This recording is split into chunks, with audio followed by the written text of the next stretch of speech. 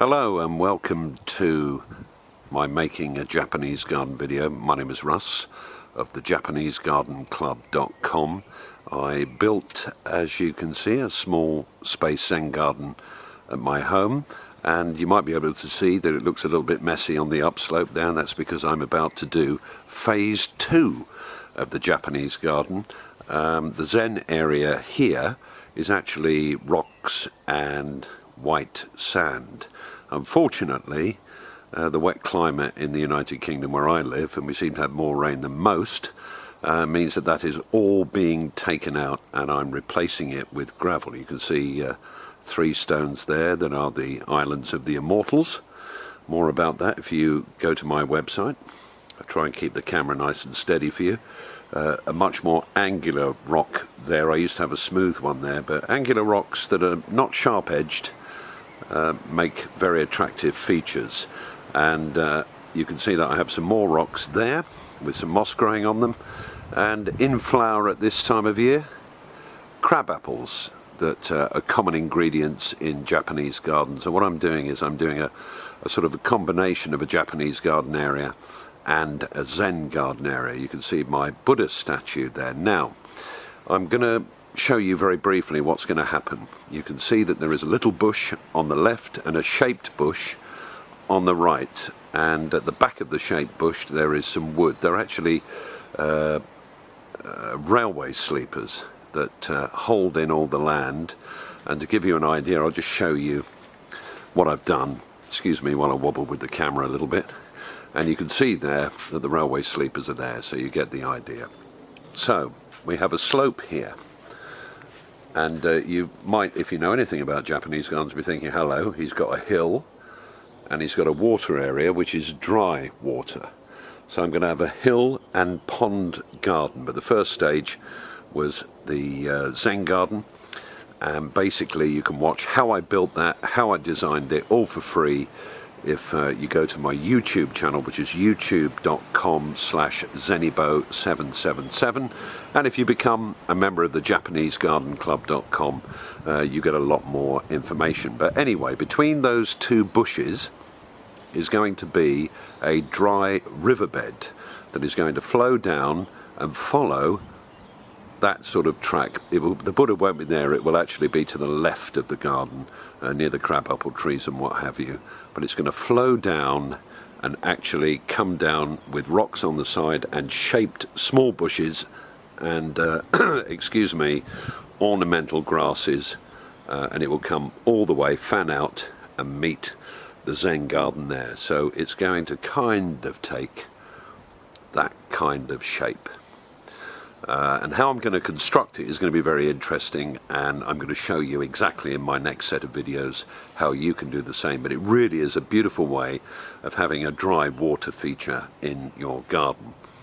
I've also got my small acer tree. I bought that. I'm doing an experiment with it. It's coming on beautifully. It was 2 inches high, and it's now well over 18 inches, getting onto 2 feet tall in about a year and a half. I've had to feed it and what have you. You can see the green shrubs behind there. They're not actually shrubs, they're lilies, and they come out with white flowers. Lilies are used in Japanese gardens quite a lot as a low-level sort of shrub and plant, so there's a good little tip for you there, and they pretty much grow anywhere in the world, which is good news.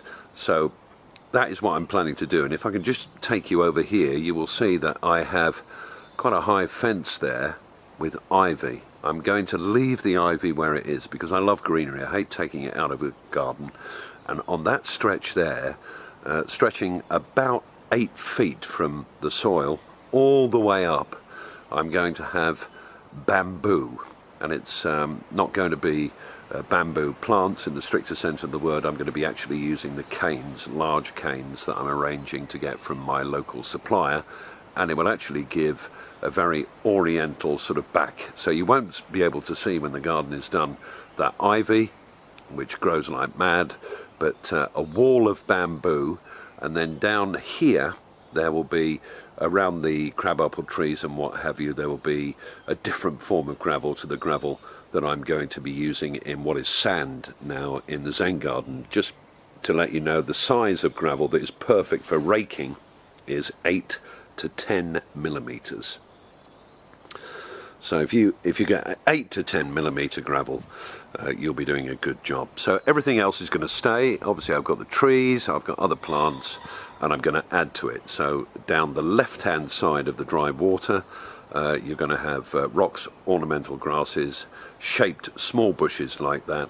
I'll leave the lilies where they are, and where the acer is, I'm going to make a small island, a moss island, and the fanning, if you like, of the river will be on both sides of that. So that'll look really nice, and it will flow into the Zen garden. Now there is another area of my soon to be extended Japanese garden, and it's remarkably easy to do this.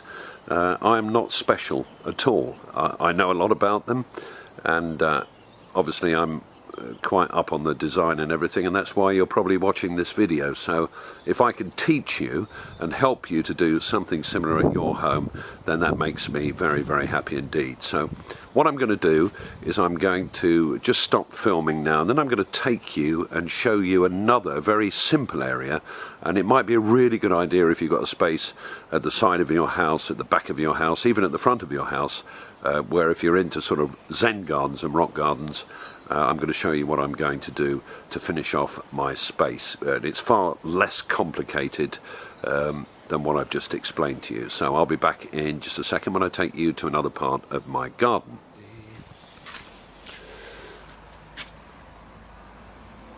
Okay, welcome back. It's a rather neat caravan, isn't it? That's a little bird nest there that I bought for my bonus daughter, as I call her. I'm not a real dad, but I'm not even a stepdad, but she calls me bonus dad and I call her bonus daughter. Isn't that nice? So you can see that I've got a gateway, and you'll see that I have a very substantial brick wall here, and to give you an idea, it is approximately 5 feet tall. So and that runs all the way there, and I've got to tell you, you can see in the corner there, that was infested with Japanese knotweed, all sorts of horrible weeds, and it took me a good 6 months off and on throughout the winter to clear that out, and it is totally clear. And I'm going to take you up now onto the top level and give you hopefully a sense of what I'm going to do. And this is a really, really good idea to make use of a space that isn't seen by many people, but it will make your garden look very neat, very tidy. It will be visually extremely effective, and also it'll be a very, very nice place to look at, because it will have that Zen feeling, a feeling of calm. You can de-stress in your Japanese garden area, and it's remarkably simple to do. In fact, it's the quickest Japanese garden that you can do. So hang about there, and I'm going to take you up to the top and show you what I've cleared and what's going to go where. Okay, you join me going through the gap where the dry riverbed is going to go. I feel like an explorer up here, and got some nice moss growth down there, which is great for a Japanese garden. In fact, on my website, and as part of my Japanese garden newsletter that's free, that you can sign up for at turnyourgardenjapanese.com and get a free design book as well, I show you how to pretty quickly grow moss within a Japanese garden space. So here I am. I'm going to have to move this rather attractive plant. There's some beautiful flowers that come out on it. This is the final bit of the debris that I have cleared, and you can see that it is pretty much moss, and also it's got some thorns there. I've had to clear some terrible thorns away. They're about 3 or 4 inches long, some of these thorns, and they go straight through my shoes here. But basically there's moss and there is soil. We have these which I'm leaving here for a little bit of greenery. There is an old tree stump there that I've left in, which is beautifully covered with moss and will become a little feature of the Japanese garden. So what I'm going to do, and I'll just turn around here, is here we are looking back towards the Japanese garden that I was telling you about earlier. What I'm going to do is just have normal gravel here, not 8 to 10 mil, just normal large chunk gravel. Now admittedly it's quite a big space. I would say that it's probably 30 feet by 3 feet wide on average. I'm not going to change it and make it straight lines. I'm just going to come in and literally follow the contours all the way down. So that is pretty easy, isn't it? Then I'm going to get some larger rocks and some smaller rocks and kind of space them out right the way down this area. And the larger rocks will be at the end that I'm standing now, Then we'll have some smaller rocks around about here, and then a couple of larger rocks that will be the signifier, if you like, of the start of the dry river bed. So it's gravel and rocks where I am right now, all the way down here, oops, just got caught, sorry, nearly had the camera out of my hand, and this is where the dry river bed will meander down and meet the Zen garden. And over here is where the bamboo is going to go.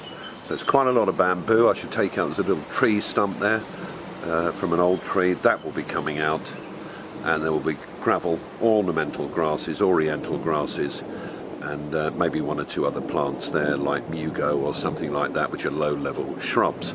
So hopefully you've got a sense of what I'm going to be doing. I'm very excited about it. Work is going to start in the very near future. And at each stage I'm going to film a video so you can follow it step by step, and if you want more information about how you can design your own Japanese garden space that are just stunningly beautiful, incredibly simple and worth investing in, because it makes you feel so much better, and they're great spaces to have, and your friends and family will love the fact that you've got one and comment on it, and that'll make you feel good, let's be honest. You can get everything you need to know, 11 simple ways to turn your garden Japanese at turnyourgardenjapanese.com. Okay, so thank you for watching, and get ready for the videos to come as we take my Japanese garden to phase 2, which I'm very excited about. And I'll speak to you later. Bye-bye.